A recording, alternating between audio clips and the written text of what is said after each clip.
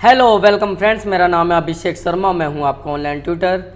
आज का जो ट्यूटोरियल है वो है मार्ग बिजनेस अकाउंटिंग से रिलेटेड और इसका है ये लेसन नंबर 2। इससे पहले मैंने लेसन 1 ऑलरेडी बना के अपलोड कर दिया है, जिसमें मैंने बताया था कि आप मार्ग का अकाउंटिंग जो सॉफ्टवेयर है तो उसे आप किस तरीके से डाउनलोड कर सकते हैं और किस तरीके से अपने पीसी में इंस्टॉल कर सकते हैं। तो आज का जो सेकंड लेसन है इसमें हम मार्ग अकाउंटिंग सॉफ्टवेयर पर हम सीखेंगे कि हम अपनी कंपनी को कैसे क्रिएट कर सकते हैं इसमें। तो सबसे पहले हम मार्ग अकाउंटिंग सॉफ्टवेयर पे डबल क्लिक करके या एंटर करके ओपन कर लेते हैं। वेलकम टू मार्ग। और इस तरीके से मार्ग बिजनेस सॉफ्टवेयर जो है वो ओपन हो जाएगा। ओपन होने के बाद यहाँ पे लिस्ट ऑफ कंपनी लिखा हुआ है, लेकिन एक भी कंपनी यहाँ पे नहीं दिखाई दे रही क्योंकि हमने अभी तक कोई भी कंपनी क्रिएट नहीं किया है। लेकिन अगर आपको कंपनी क्रिएट करना है इसमें तो आपको क्या करना होगा, आपको एक बटन प्रेस करना होगा, वो है F2। यहाँ पे भी है, ये देखिए क्रिएट न्यू कंपनी यहाँ पे भी आ गया। अगर बटन से लेना चाहते हैं तो आप F2 का बटन प्रेस करेंगे तो भी आ जाएगा, और अगर हटा हुआ है तो यहाँ पे मार्ग लिखा हुआ है, इस पर क्लिक करेंगे तो भी ये ऑप्शंस आ जाएंगे। तो दो तरीके हैं, या तो आप F2 प्रेस कर लीजिए, या तो आप F2 प्रेस करिए, या तो आप इस मार्ग वाले यहाँ पे ऑप्शन पे क्लिक कर दीजिए। तो मैंने F2 प्रेस करा तो यहाँ पे कई सारे ऑप्शंस आ जाएंगे, जिसमें कंपनी क्रिएट करने के लिए यहाँ पे है।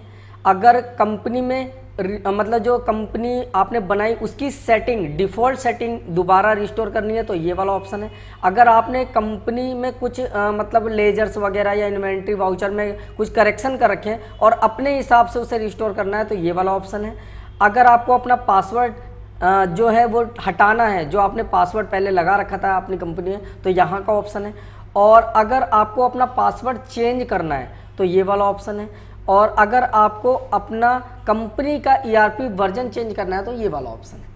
तो यहाँ पे आपको क्रिएट कंपनी पे जाके एंटर प्रेस करना होगा। कंपनी का एक फॉर्म आ जाएगा, कंपनी क्रिएशन वाला, और इस पूरे फॉर्म को आपको फिलअप करना होगा। तो सबसे पहले यहाँ पे कंपनी नेम दिया हुआ है, तो कंपनी नेम का मतलब है कि जिस नाम से आपकी कंपनी है उसका नाम आपको यहाँ पे देना है। तो मैंने सपोजेड यहाँ पे डाल दिया new take private limited, clear, और एंटर। एड्रेस पूछ रहा है, यहाँ पे आपको एड्रेस डालना है, तो यहाँ पे मैंने सपोज डेट एड्रेस डाल दिया सपोज डेट HN, और हाउस नंबर तो होता नहीं फिलहाल कंपनी में, तो HN हम नहीं लिखते, हम यहाँ पे लिख देते हैं प्लॉट नंबर और 25/31 सपोज डेट A ब्लॉक। फिर यहाँ पे हम नीचे आते हैं और यहाँ पे हम लिख देते हैं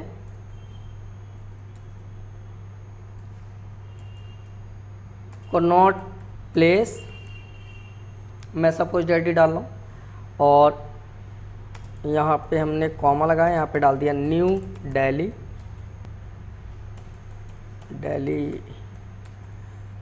और उसके बाद यहाँ पे हम चाहें तो इसका पिन कोड डाल सकते हो, तो मैंने यहाँ पे डाल दिया 110001, एंटर।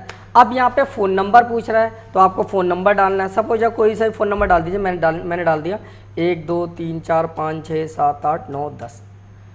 अब यहाँ पे ब्रांच कोड देखिए, जब मैंने न्यूटेक प्राइवेट लिमिटेड लिखा तो उसके अकॉर्डिंग यहाँ पे NE इसका और PV यहाँ का और LT यहाँ का, मतलब हर जो वर्ड का पहला कैरेक्टर और मतलब हर वर्ड के 2 कैरेक्टर्स उसने यहाँ पे असाइन कर लिया और ब्रांच कोड यहाँ पे बना दिया। लेकिन मान लीजिए आपको अपने हिसाब से कोई ब्रांच कोड बनाना है तो यहाँ पे आप अपने हिसाब से जो, या तो आपकी कंपनी का खुद का ब्रांच कोड है तो वो आप यहाँ पे डाल सकते हैं।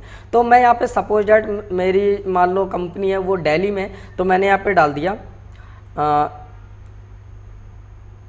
NT new take private limited, और उसके बाद मैंने डाल दिया दिल्ली 04। ये मेरा मान लीजिए ब्रांच कोड हो गया। तो इस तरह से जो भी आपकी कंपनी का ब्रांच कोड होगा, या आपको एक मैनुअल ब्रांच कोड खुद का क्रिएट करना है तो यहाँ से आप ऐसे क्रिएट कर सकते हैं NTPL डेल 04, और यहाँ पे मैं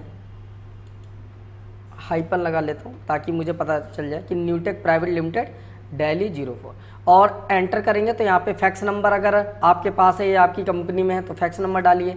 यहाँ पे वेबसाइट डालनी तो मैंने वेबसाइट डाल दिया सपोज www.newtechonlinetraining.com और यहाँ पे न्यू टेक में इसे हटा देता हूँ।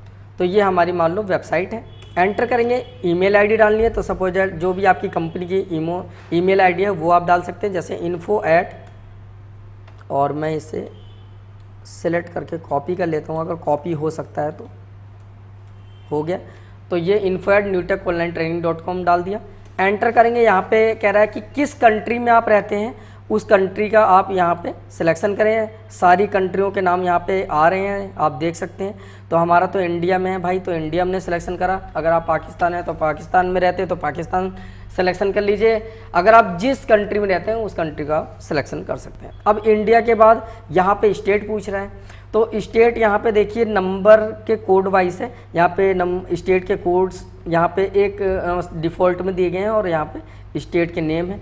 तो यहाँ पे मान लीजिए मैंने दिल्ली का एड्रेस लिया है, तो यहाँ पे दिल्ली है 07 दिल्ली, तो 07 लिखेंगे, एंटर मारेंगे, खुद ही दिल्ली ऑटोमेटिक सिलेक्ट हो जाएगा। अब यहाँ पे कह रहा है कि बिजनेस टाइप में क्या है कि अगर आपकी फार्मेसी की शॉप है, मतलब आप एक केमिस्ट है तो ये सिलेक्शन कर लिए। अगर आप दवाइयों के विक्रेता हैं, डिस्ट्रीब्यूटर हैं तो ये, सुपरमार्केट या ग्रोसरी का काम है तो ये, अकाउंटिंग का काम करना है तो ये, ऑटोमोबाइल्स का काम करना है तो ये, बिलिंग जर्नल ये, और बहुत सारे देखिए बहुत सारे ऑप्शंस आ रहे हैं। जिस चीज़ का वर्क करते हैं, जिस चीज़ में आप वर्क करते हैं वो चीज़ आप सेलेक्ट कर सकते हैं। यहाँ पे ऐसे हर टाइप के यहाँ पे ऑप्शंस आ रहे हैं। तो मैंने यहाँ पे नॉर्मली बिलिंग जर्नल सेलेक्ट कर लिया सपोज दैट, और उसके बाद मैं यहाँ पे एंटर कर लेता हूँ। यहाँ पे आता है डाटा टाइप, आप किस टाइप में एंट्री करना चाहते हैं, इंग्लिश में या विक्रम संवत या अफगान कैलेंडर, मतलब ये क्या है, ये जो यहाँ पे डेट और टाइम चलता है उसके अकॉर्डिंग यहाँ पे है, तो हमने इंग्लिश ही ले लिया फ़िलहाल में। और यहाँ पे कह रहा है कि आपको एक नॉर्मल एंट्री करनी है या आपको serial number, batch number, MRP या साइज, ये सभी को लेकर एंट्री करनी है। एक नॉर्मल एंट्री होती है कि हाँ जी मैंने परचेज किया टीवी, तो परचेज टीवी और फिर कैश, बस ख़त्म।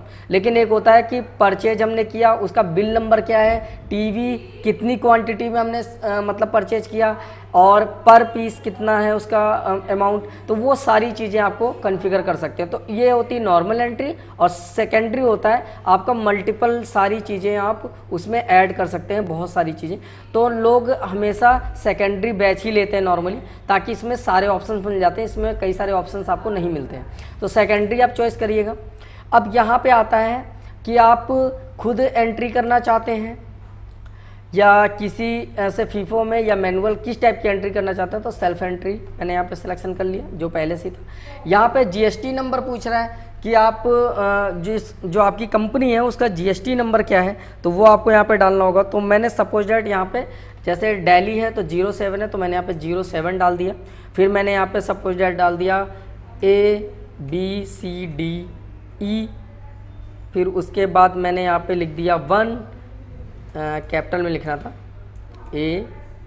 ABCDE, फिर उसके बाद सपोज दैट मैंने लिख दिया 1942, फिर यहाँ पे लिख दिया हमने Q1Z0, ये हमने सपोज दैट एक GST नंबर डाल दिया, 15-16 अंकों का होता है जो। अब यहाँ पे एक्सपायरी डेट पूछ रहा है कि आपका जो GST है वो कब एक्सपायर हो रहा है, उसकी डेट डालिए। अगर आप वैट यूज करते हैं तो उसका एक्सपायरी डेट डालिए। आप DL नंबर, उसका एक्सपायरी डेट है। और फिर ये है मैन्युफैक्चर का है लाइसेंस, ये LST है, ये सर्विस टैक्स है, ये फूड लाइसेंस है। तो ये सारी चीज़ें आप इसमें 7-8 एक तरह से टैक्सेज होते हैं, उन सबों के आप यहाँ पे नंबर और उसके एक्सपायरी डेट आप डाल सकते हैं चाहें तो। बाकी ऐसा कुछ ज़रूरी नहीं है कि ज़रूरी डालना है, लेकिन अगर डाल देते हैं तो जब भी आप उसका डेटा प्रिंट आउट निकालेंगे जब इस बिल का, तो आपको सारी डिटेल उसमें मिल जाएगी। बस एक ये फ़ायदा है।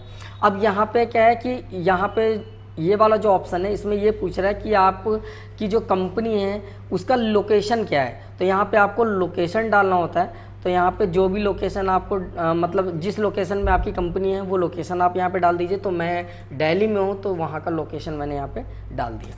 अब यहाँ पे कंपनी का एक तरह से टाइप पूछ रहा है कि आपकी जो कंपनी है वो रजिस्टर्ड है या कंपोजिशन में है या अभी तक रजिस्टर्ड नहीं है। तो मैंने रजिस्टर्ड डाल दिया सपोज दैट। और यहाँ पे प्रोडक्ट वाइज और यहाँ पे बहुत सारे ऑप्शन आते हैं, बिल वाइज या प्रोडक्ट वाइज, किस टाइप से आप एंट्री करना चाहते हैं, प्रोडक्ट वाइज या बिल वाइज। तो मैंने यहाँ पे प्रोडक्ट वाइज ही ले लिया। अब यहाँ पे कह रहा है कि वैल्यूएशन, तो last purchase, average rate, self feeding, तो यहाँ पे भी हमने लास्ट परचेज ही रहने देते हैं और क्या, ताकि जो लास्ट परचेज हो उससे आगे बढ़े। अब यहाँ पे कंपनी का जो डेटा है वो 1 अप्रैल से 31 मार्च तक चलता है, जिस तरह टैली में होता है सेम 1 अप्रैल से 31 मार्च। तो अभी 2019 जो ईयर चल रहा है, इसलिए 1 अप्रैल 2019 से 31 मार्च 2020 तक का कंपनी वैलिड होगा। अब यहाँ पे इससे नीचे आते हैं तो यहाँ पे डायरेक्टरी जो नेम है वो है कि आपकी जो कंपनी है वो किस जगह सेव होगी। तो आपकी जो कंपनी है वो जहाँ पे आपने मार्क सॉफ्टवेयर को इंस्टॉल करा है, यानी कि जो सी ड्राइव है उसमें जो मार्क सॉफ्टवेयर का फोल्डर होगा उसमें डाटा नाम का जो फोल्डर होगा उसमें आपकी ये कंपनी का डेटा सेव होगा। यहाँ पे है यदि आप अपनी कंपनी में पासवर्ड लगाना चाहते हैं तो यहाँ पे आप पासवर्ड डाल सकते हैं। उस पासवर्ड को एंटर किए बिना आपकी ये कंपनी कोई भी ओपन नहीं कर सकता है। लेकिन अगर नहीं आप पासवर्ड डालना चाहते हैं तो आप एंटर प्रेस करके यहाँ पे सेव कर सकते हैं। नहीं सेव करना चाहते हैं तो नो चॉइस करना है और सेव करना चाहते हैं तो यस चॉइस करना है। तो आप जब यस कर देते हैं तो आपकी कंपनी का प्रोसेस चल जाता है, जो आपकी कंपनी क्रिएशन का, और थोड़ा सा टाइम लगता है कंपनी क्रिएट होने में। तो आप थोड़ा सा सब्र रखिएगा।